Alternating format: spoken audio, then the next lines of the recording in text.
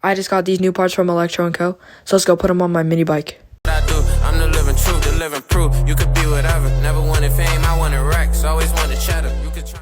Starting the build off strong from ELECTRO, we got the supermoto wheels, 10 inches, 90 by 90.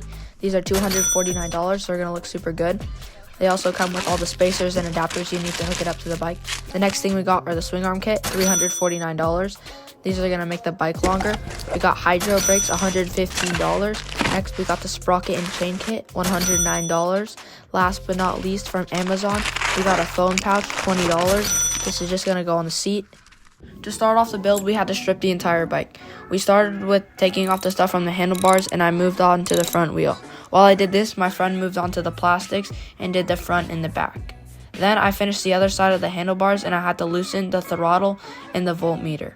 Then I could easily slide these two things off of the handlebars. Once these were off, my friend ended up taking the last part of the plastics off, and I took out the bars.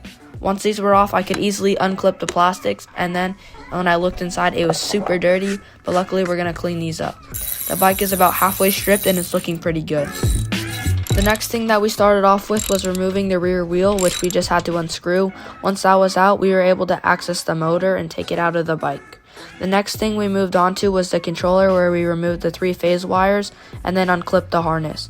The bike is basically stripped now and it's looking pretty good, so we ended up cleaning it off so it's ready to paint next. Once this was all done, the bike is ready to paint. Moving on to the paint, we just spray painted the forks and the rear swing arm because this is the only part that's not going to be covered up by plastics.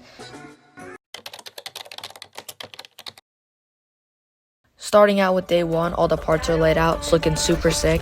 Went straight in with the swing arms, tighten those onto the side of the frame.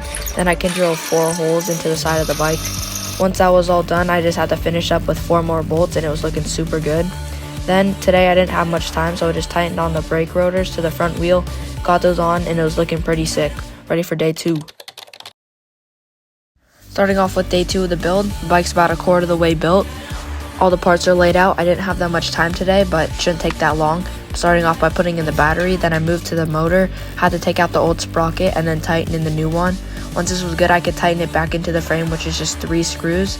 Then once I got that all tightened down, I moved on to the rear wheel. Started by putting in the adapter for the sprocket.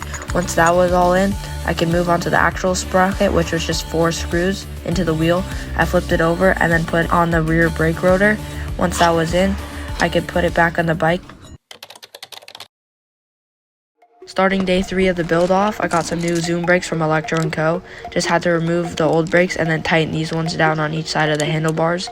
Then I can tighten it onto the rear wheel with the brake rotors.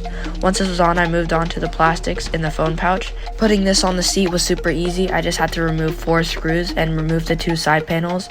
Then I could velcro the pouch on. Once this was good, I just put it on the bike to see, but it looks pretty good. The next thing I moved on to was wiring the harness and the controller. Then I attached the 3-phase wires, which is yellow, green, and then blue. Once those were on, I attached the positives and the negatives from the battery. I ended up ordering some new grips. My current grips are a little ripped up, but these ODI ones should look pretty good. Finally, day 4 is here. I ended up cutting out the old battery tray just for a little bit more room for the controller, and ended up getting a new battery, but there's not that many parts left from the build, so let's get straight into it.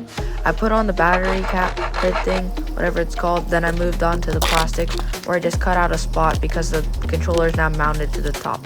Once this was on secure, I moved on to the other side, and I also had to saw that part off. Then I could place that back on the bike, and we're really close to being finished. I tightened in the plastics in the front, then I moved to the rear, which was a little bit tricky, but once those were in, the bike is finally done. I mean, it looks so sick.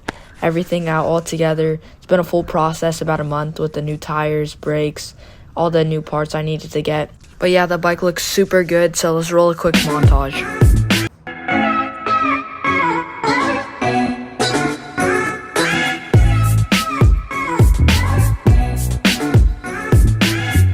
If you made it this far in the video, thank you so much for watching, and I'll catch you in the next one. It ain't nothing new. I'm trying to make an M at 21 and 10 at 22. You can't walk a mile that I do. I'm the living truth, the living proof. You could be whatever. Never wanted fame, I wanted racks. Always wanted cheddar. You could try.